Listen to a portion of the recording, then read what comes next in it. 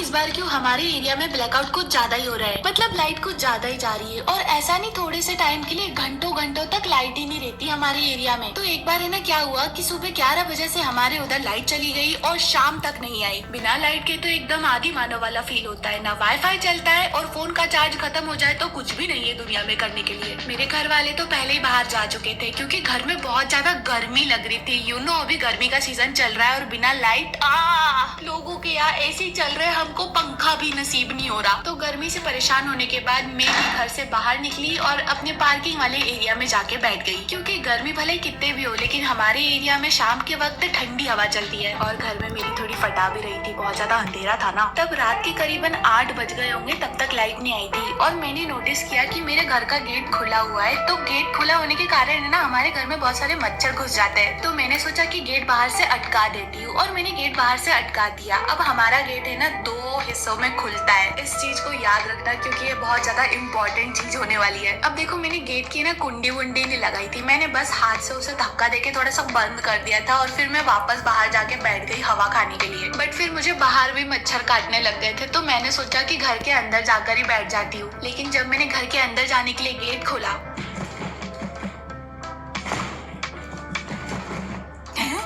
ये खुल क्यों नहीं रहा है?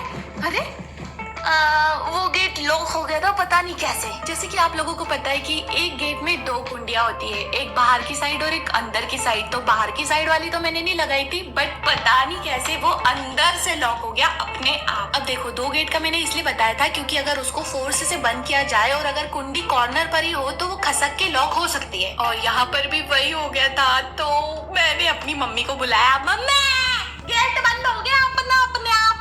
क्या गेट बंद हो गया अपने आप? और फिर मेरी मम्मी ने भी उसको खोलने की ट्राई करी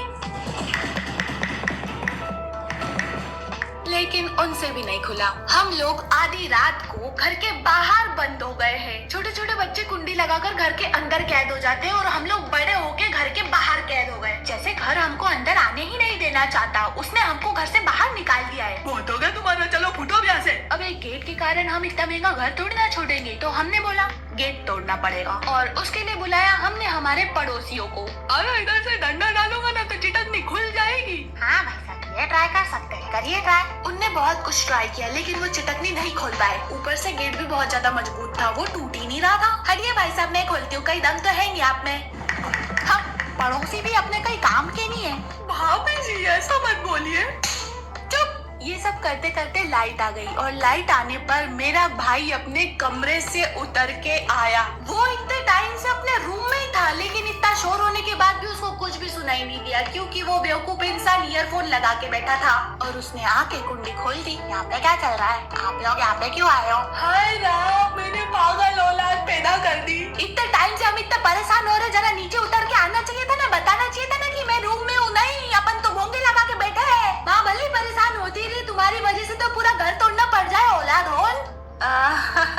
So it was just a short story of blackout. Blackout नहीं, मैंने इसको blackout नाम दे दिया है क्योंकि अभी ये बहुत ज्यादा चल रहा है। बाकी हमारे यहाँ बिजली ही जा रही है, blackout नहीं है, ओके? क्योंकि दूसरे एरिया में है लाइट। बट पता नहीं इलेक्ट्रिसिटी वालों को हमारे एरिया के लोगों से क्या खुन्नस है कि हमारे एरिया की ही लाइट जा रही है, जबकि यहाँ पर लोगों ने कंप्लेन भी करी और लाइट आती ही नहीं है। कंप्लेन करने से कोई फायदा ही नहीं है। और हाँ, मेरे यहाँ इन्वर्टर या फिर सोलर पैनल नहीं है। मुझे लगवाना है, स्पॉन्सर भी नहीं मिल रहा है, इसलिए सपोर्ट करो मुझे ताकि मैं इन्वर्टर लगवा सकूं अपने घर पर, ओके? और हाँ,